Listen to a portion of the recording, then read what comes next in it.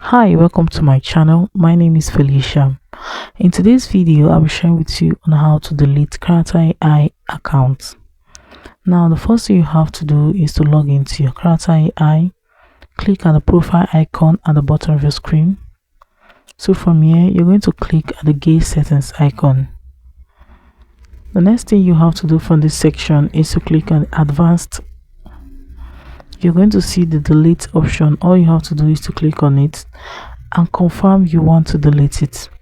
Now, before this action will take place, you have to enter the username of this account here.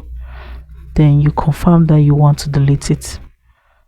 When you confirm it, the account will be permanently deleted.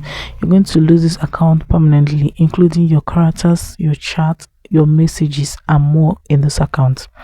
So guys, that is it on how to delete Character AI.